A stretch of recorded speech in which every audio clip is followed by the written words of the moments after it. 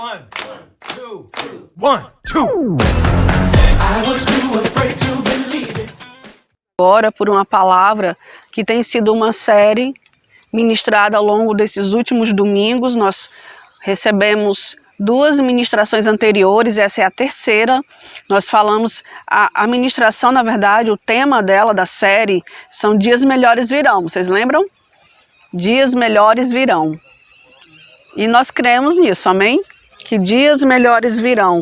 Mas dentro disso, dentro da proposta da série de Dias Melhores Virão, a primeira ministração que nós vimos há 2 domingos atrás, falou justamente uma coisa que é oposta, falou sobre o melhor tempo é agora.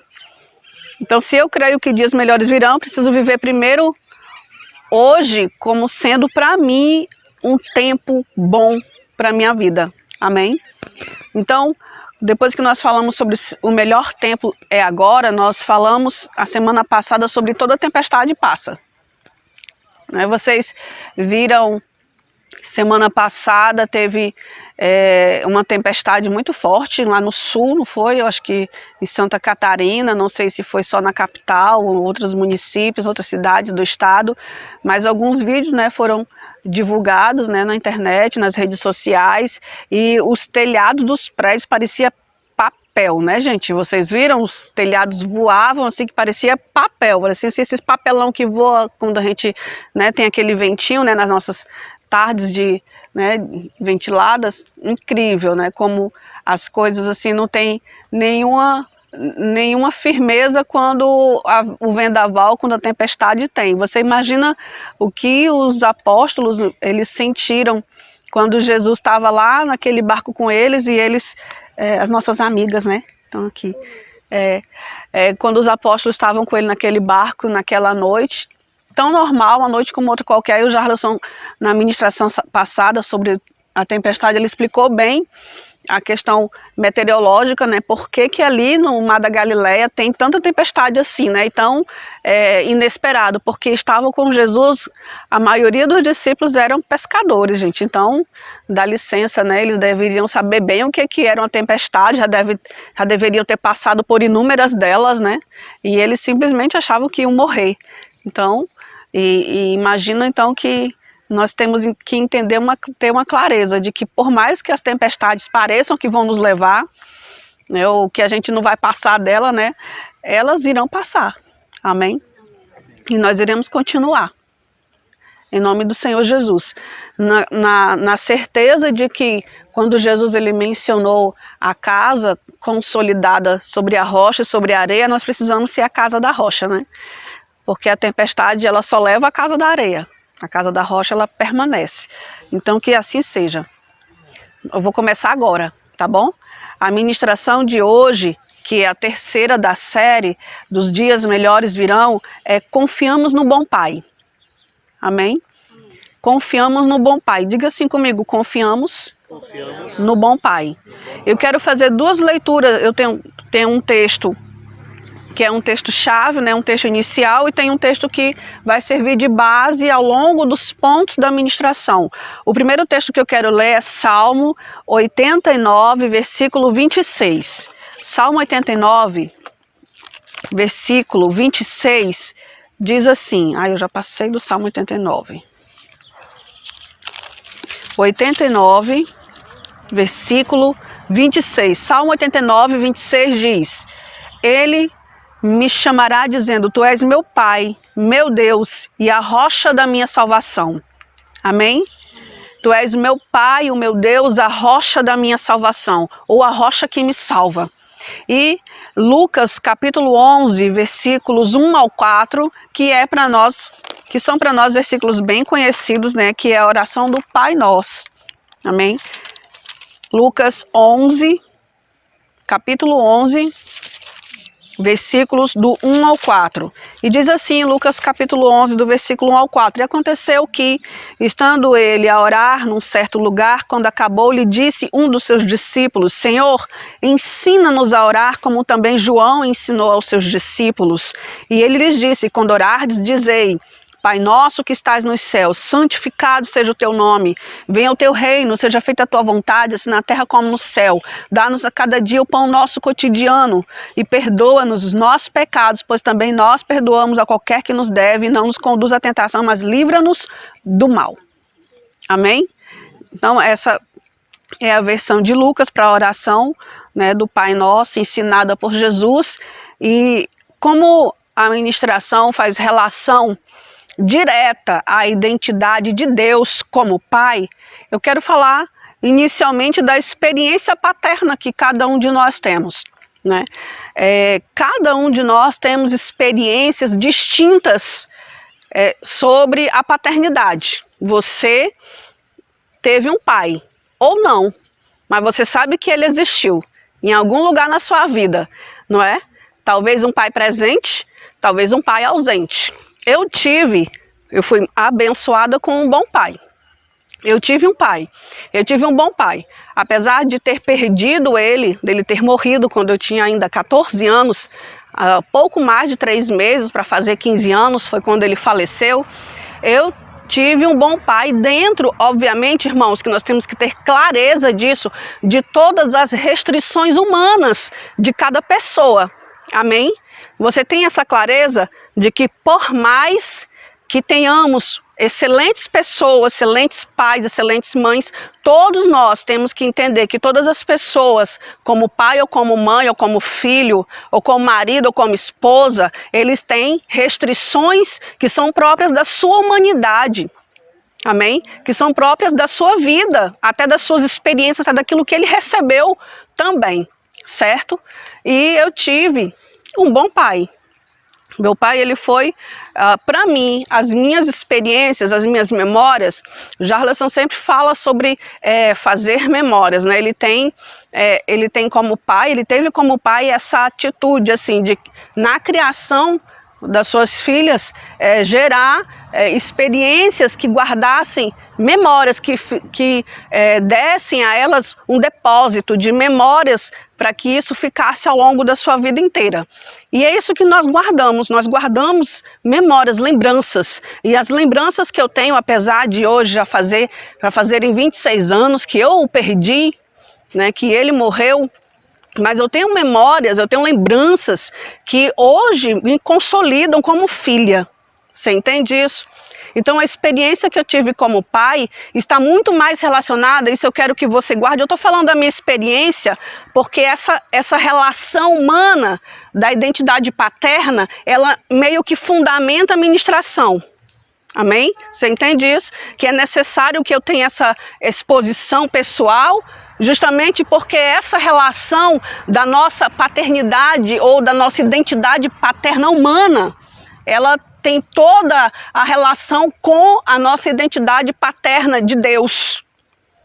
Porque muitas vezes, se não todas as vezes, queridos, você e eu nos relacionamos com Deus muito similarmente, ou pelo menos fazemos, mesmo que não sabendo, mesmo que involuntariamente, mas fazemos a nossa relação com Deus, o nosso relacionamento com Deus muito similarmente, ou fazendo essa relação direta com a nossa experiência humana de pai.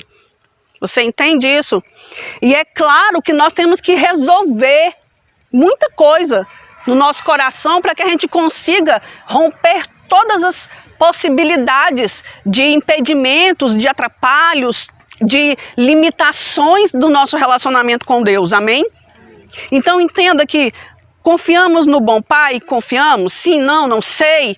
Para isso precisamos ter clareza de que temos um bom pai, amém? Nós temos um bom pai, e como eu falei, eu disse a respeito da minha experiência paterna ou de filha, que eu tive um bom pai. E eu tive um bom pai, por que eu digo que eu tive um bom pai? Porque ele me amava, não é?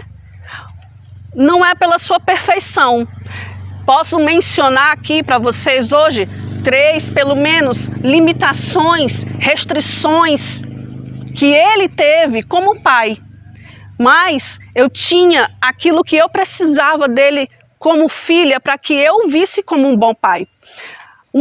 A principal, a inicial condição que eu dou para que eu o veja como um bom pai é que ele era guardador, protetor, cuidador, mantenedor.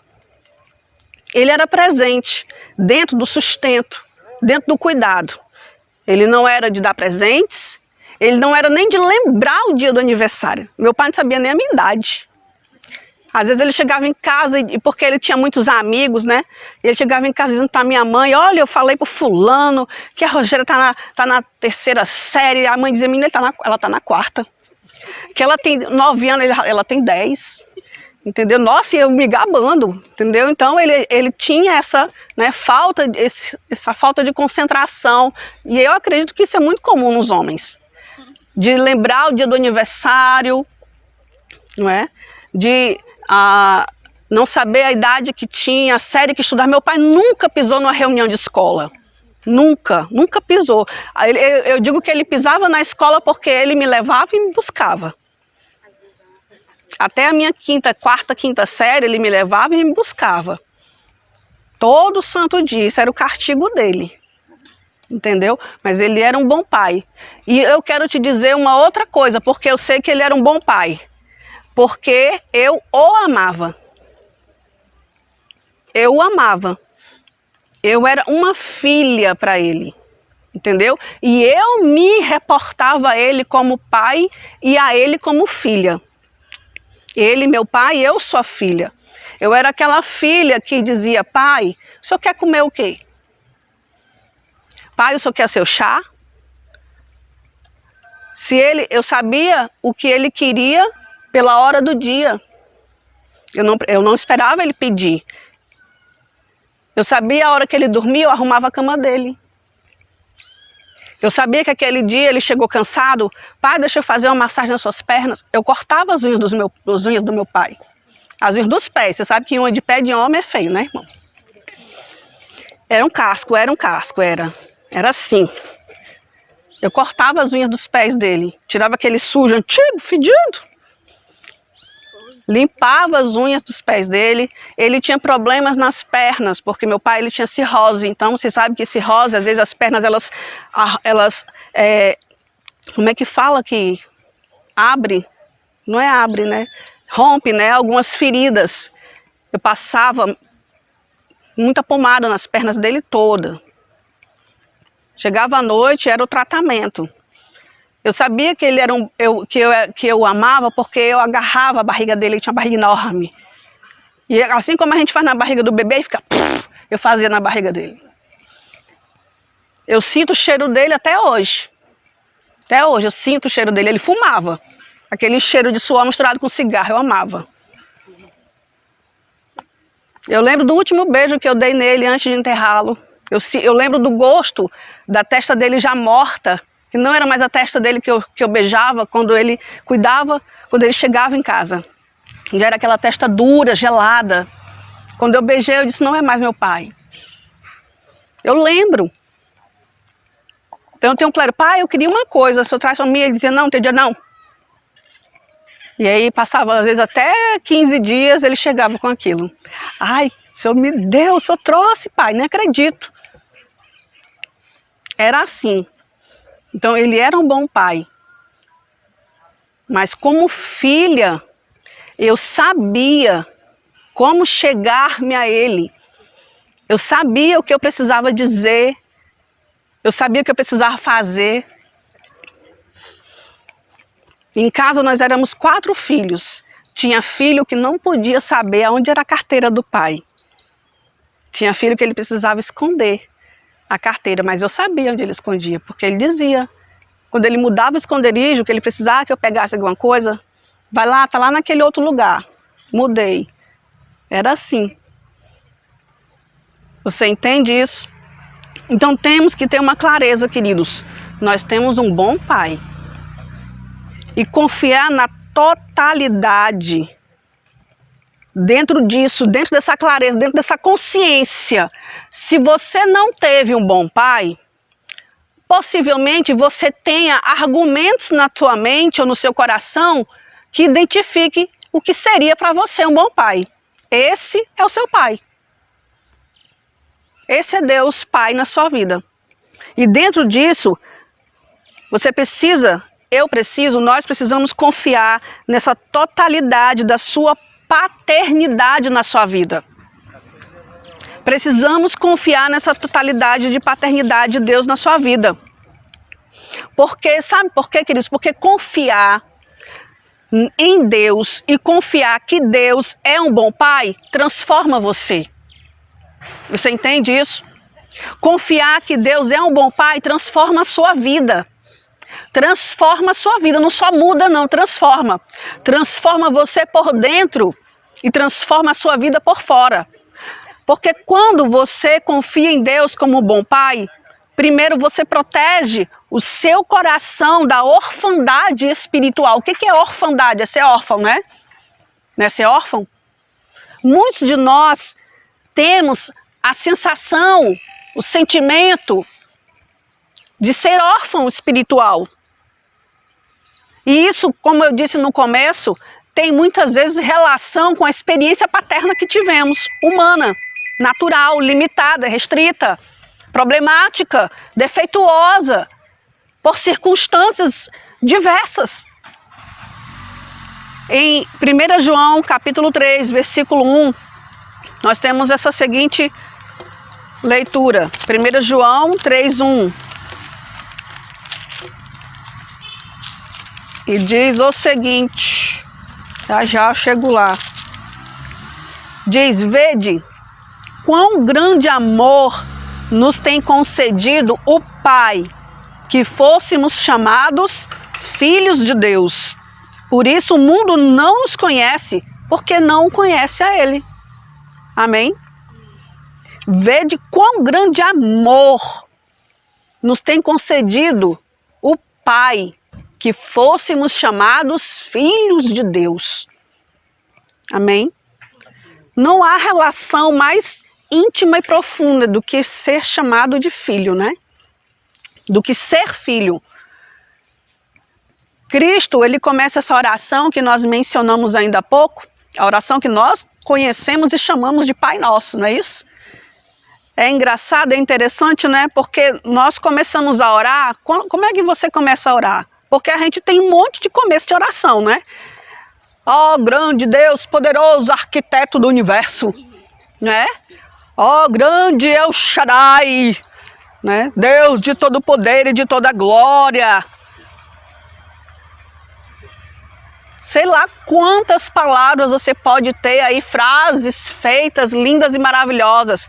Mas o Senhor Jesus, ele ensinou a orar. E ele disse, Pai, que está nos céus. Pai nosso, meu Pai, que está nos céus. Essa foi a oração, ele começa com o Pai. Muitas vezes nós criamos, irmãos, um abismo. Nós criamos um distanciamento entre nós e Deus e não desfrutamos dessa paternidade, dessa relação profunda, dessa relação plena, dessa relação completa, que é a relação de pai, que é a relação entre pai e filho. Nós perdemos isso. Isso por inúmeros motivos, como eu já disse, seja pelas nossas experiências, seja porque nós olhamos para Deus muitas vezes como Deus, e Ele é Deus. Mas nós olhamos como aquele Deus que conhece meu erro, como aquele Deus que sabe que eu pequei, como aquele Deus que sabe que eu disse uma coisa e não fiz, que eu fiz um voto e não cumpri, que eu disse que ia e não fui, que eu disse que a partir daquele dia eu ia ser, ia fazer, ia acontecer, e não fui, não fiz, não aconteci. E nós já começamos a olhar para esse Deus assim, que sabe que eu estou errado, que sabe que eu estou em pecado, que sabe que eu tenho um problema, que sabe que mais uma vez eu disse e não fiz. Mas nós não olhamos para Ele como Deus Pai, como Pai primeiro. E aí isso faz com que nós não desfrutemos dessa paternidade, dessa proximidade e dessa profundidade e dessa totalidade que é a experiência entre pai e filho, que é a relação pai e filho. Então muitas vezes não é que Deus não seja um bom pai, é que nós não estamos sendo bons filhos porque não sabemos nos aproximar. Na minha casa era assim. Um filho ganhava as coisas não porque o pai amava mais aquele filho, mas porque sabia pedir melhor. Entre irmãos sempre tem esse negócio, né? Aí o filho chega pro pai e diz: o senhor só gosta do fulano. O senhor só ama o cicrano. É teu queridinho. É o filhinho. E a gente nem percebe que aquele filho soube pedir. Eu até falava ontem para a Beatriz que a minha irmã, quando era menina, era assim. Ela dizia: pai, eu quero isso. Quando o pai chegava no mesmo dia, assim, aquilo: por que você não trouxe? E não sei o quê, e não me ama, e não... No outro dia ele trazia só para não ouvir mais o aperreio. Que não entende, que eu não tinha o dinheiro ontem, que não deu para trazer, que eu estava atrasado, que eu tinha um cliente, que isso, aquilo, outro, só quer saber se faz, se cumpre. Então não é o pai que é bom ou que não é. É o filho que não sabe pedir. É o filho que não sabe se achegar, que não sabe se aproximar. Pede já cobrando. Pede já atestando se o senhor é pai porque não faz. Não é sua obrigação? Não é o seu dever? Como? É assim que se relaciona uma relação afetiva, uma relação amorosa? Uma relação de amor voluntário. Porque ele escolheu amar. Ele escolheu amar você. E aqui nós temos na parábola, por exemplo, do filho pródigo, que para nós é uma parábola muito rica, né, queridos? Inúmeras vezes você já deve ter lido, já deve ter ouvido, deve ter cantado o filho pródigo. E na parábola do filho pródigo, nós vemos aqui dois filhos completamente distintos. E nós vemos aqui nessa parábola que a transformação do filho mais novo, daquele filho que foi embora, só foi possível pelo arrependimento. No dia que ele caiu em si, se voltou, se humilhou, se arrependeu, só ali houve a transformação desse filho mais novo e só ali ele pôde reafirmar sua filiação. Já o filho mais velho é interessante, porque o filho mais novo, na sua distância, ele acreditava mais na misericórdia do pai do que o filho que estava lá presente todos os dias na casa. Às vezes, irmãos, nós somos assim. Uma pessoa vem lá do mundo, toda perebenta, você sabe que ela é toda pecadora, né? Igual os fariseus, quando Jesus entrava nas casas, e aquelas pessoas vinham, como a Maria que veio lá, e lavou os pés de Jesus com suas lágrimas, enxugou com seus cabelos, e o fariseu ficou dizendo: olha, se esse homem soubesse, fosse homem de Deus mesmo, saberia que essa mulher é pecadora. E às vezes nós fazemos isso, as pessoas vêm do mundo, cheio de prostituição, cheio de vício, mais suja que uma porca na lama, de pecado.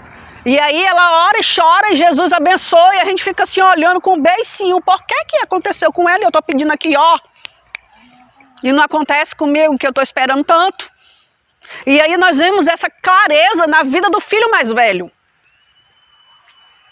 Do pai do filho pródigo. Porque aquele filho mais novo estava lá na distância do mundo toda. E ele disse: olha, eu vou chegar ao meu pai e direi: pai, pequei contra os céus e perante ti.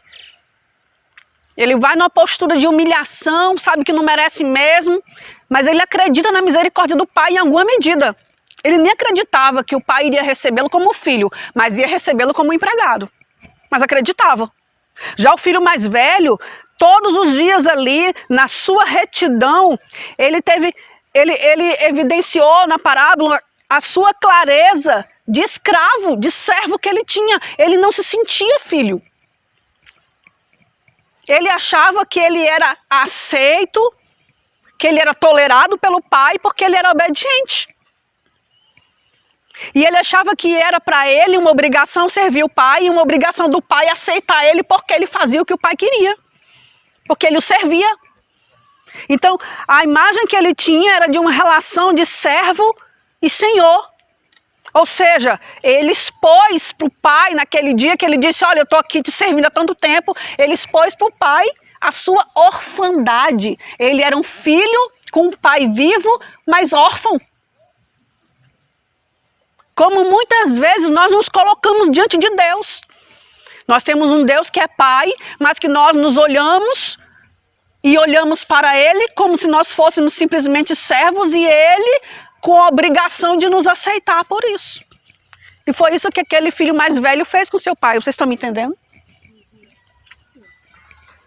Então nós precisamos, no nosso coração, blindar essa orfandade rebelde desse filho mais novo, de querer fazer o que quer da vida, sem ter medo dos problemas, das consequências que virão, porque sair da cobertura do pai, como o filho mais novo fez, colocou a vida dele muito em risco e ele não morreu porque a misericórdia alcançou, e isso pode acontecer, mas não pode.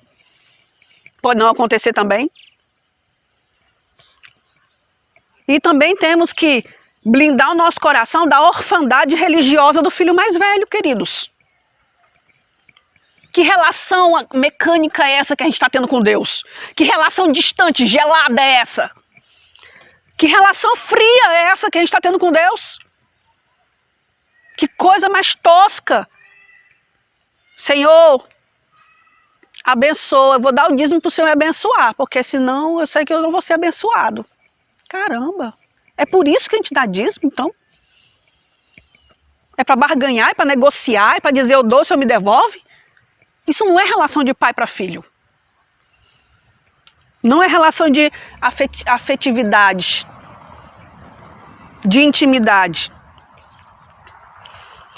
E entendamos que, acima de tudo, nós precisamos saber e reconhecer quem Ele é.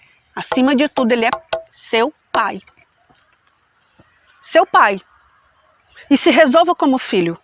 Em Romanos 8, versículo 14, eu não estou contando o tempo, tá?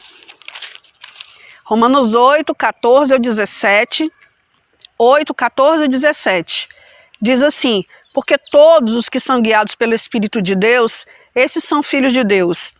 Porque não recebestes o espírito de escravidão, não recebemos o espírito para sermos só escravos, queridos. Para outra vez viver em temor, viver em medo de desobedecer, porque se eu desobedecer ele vai me castigar, vai me punir, porque ele é mau, ele é Deus. Não.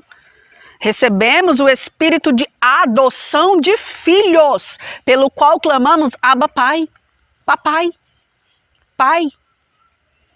O próprio Espírito testifica com o nosso espírito que somos filhos de Deus, e se somos filhos, somos logo herdeiros. Verdadeiramente herdeiros de Deus e co-herdeiros de Cristo, se é certo que com Ele padecemos, para que também com Ele sejamos glorificados. Existe essa orfandade no seu coração? Isso é algo interno. É uma avaliação, um julgamento interno, que nós precisamos buscar no nosso coração. Existe essa orfandade, esse sentimento, essa relação de filho que se sente órfão? Então nós temos que nos arrepender e buscar a raiz desse ressentimento, a raiz desse sentimento de orfandade. Por isso, mais uma vez, quero lembrar, por isso eu falei da minha relação como filha e como pai que tive na minha vida pessoal. Porque isso muitas vezes está vinculado à relação de pai e filho que tivemos com os nossos pais físicos. E eu quero lhe dizer, você talvez não tenha tido um bom pai, mas você vai ter a oportunidade de ser pai ou de ser mãe. E você precisa resolver a sua paternidade ou a sua filiação na sua paternidade ou na sua maternidade. Porque você não vai fazer como o homem carnal, que dá o que tem, dá o abandono que recebeu, dá a ferida que recebeu. Pelo contrário, como filhos, nós não podemos muitas vezes escolher o que recebemos, mas como pai e mãe nós podemos. Nós podemos não fazer exatamente o que foi feito conosco, mas pelo contrário, podemos compensar de forma saudável, não exagerada, é claro, porque às vezes a gente já quer o outro extremo, a outra polarização, mas compensar com uma paternidade e uma maternidade saudável a criação dos nossos filhos. Então, a questão hoje é treinar o nosso coração nisso. Intencionalmente busque essa relação diante de Deus, de pai e filho. Intencionalmente treine seu coração, porque quando você confia em Deus como um bom pai, a segunda coisa é que você experimenta a sua provisão em todas as circunstâncias. Isso para nós aqui, meu irmão, é o nosso calcanhar de Aquiles. É a nossa fraqueza, porque nós muitas vezes, em muitas situações e circunstâncias em nossas vidas, nós não vemos a obra de Deus, nós não vemos a provisão, nós não vemos muitas vezes a guarda, o cuidado, o zelo de Deus, e nos questionamos, por que Deus? Porque quando nós confiamos em Deus como um bom pai, nós experimentamos em todas, não em algumas. Nós fizemos a leitura do Pai Nosso, como já disse mais uma vez, ele é a base dos pontos que nós estamos tratando, e a segunda coisa que nós vemos é que o Senhor Jesus, ele disse, Pai, dá-nos o pão de cada dia. O pão de cada dia nos dá hoje. O pão cotidiano nos dá hoje. Cotidiano significa o pão suficiente para cada dia. Cada dia. O Salmo 34, eu vou ler rapidamente com vocês, versículos 8 ao 10, Salmo 34, 8 ao 10, diz assim... Cadê, Senhor Jesus? 34, 8 ao 10, e diz, provai, é lindo, né, essa passagem? Provai e vede que o Senhor é bom. Bem-aventurado o homem que nele confia. Temei ao Senhor, vós, os seus santos, pois nada falta aos que o temem. Os filhos dos leões necessitam e sofrem fome, mas àqueles que buscam ao Senhor, bem nenhum faltará. Amém? Imagina, os filhos dos leões passam fome, irmãos. Imagina essa realidade. É difícil, né, um filho de leão passar fome? Porque leão, meu irmão, é o rei da floresta que fala, né, no desenho animado, mas não é floresta lá, né? A selva. É o rei. Ele é o maior predador. Não tem animal que escape dele, não.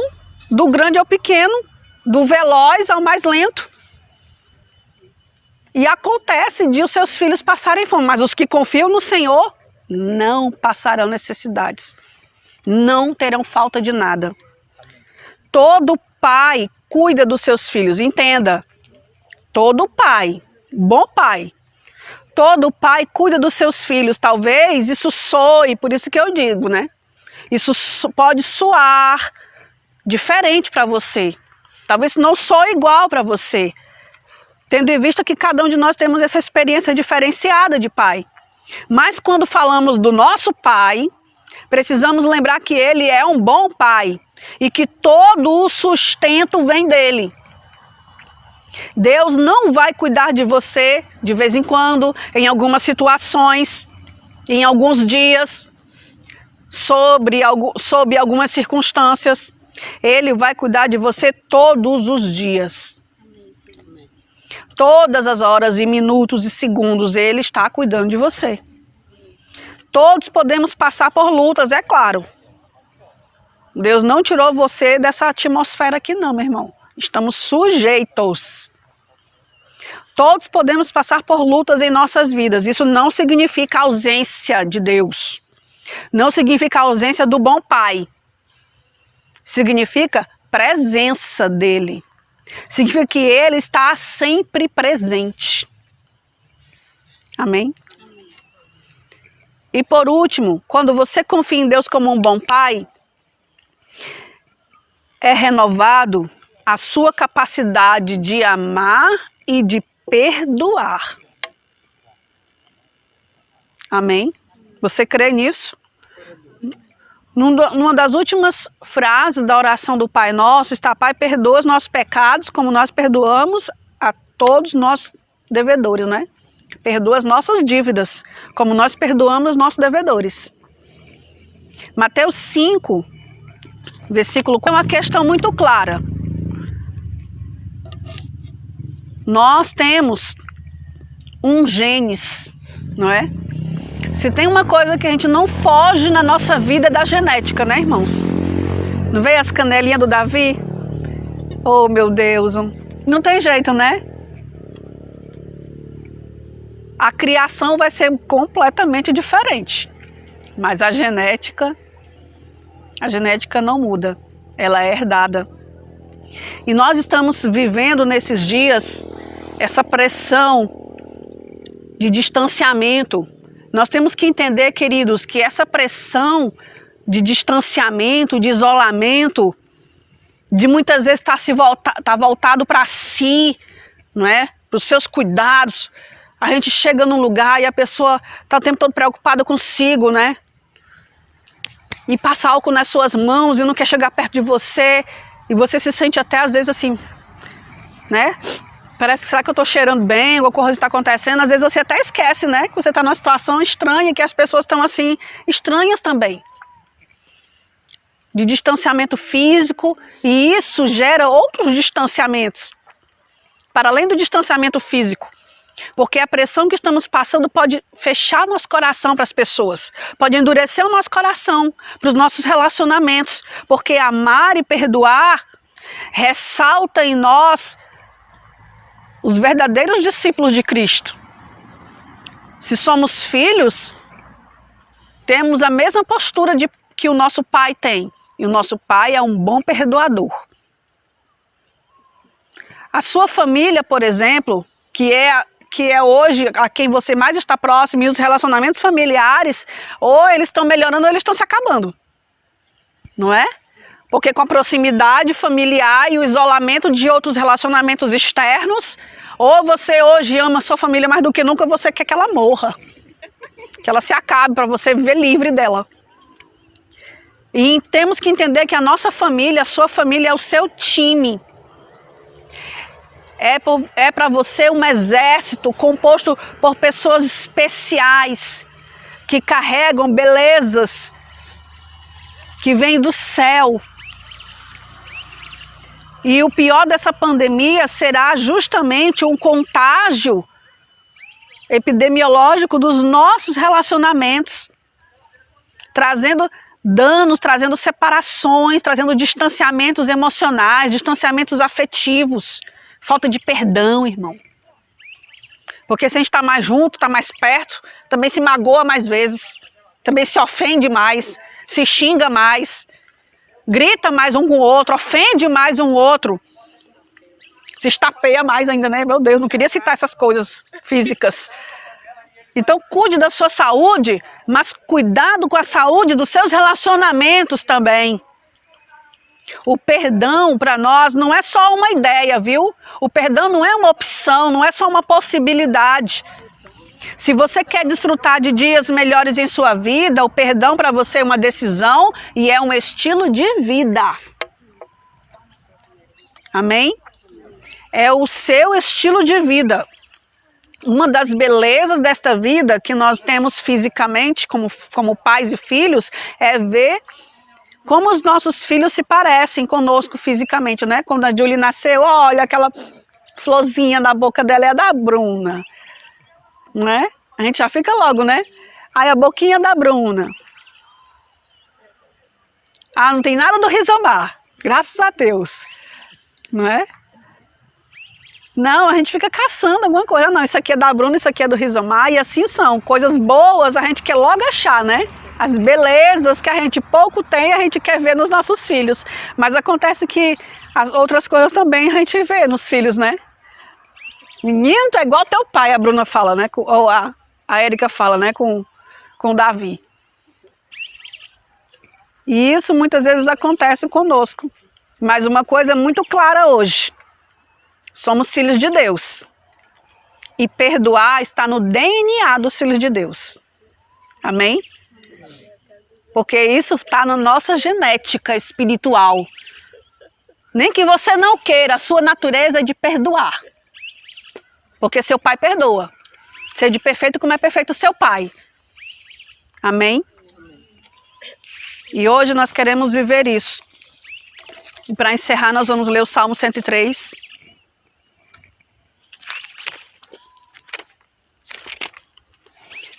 Versículo 13. Para encerrar. 103, 13 diz assim: assim como um pai se compadece de seus filhos, assim o Senhor se compadece daqueles que o temem. Amém?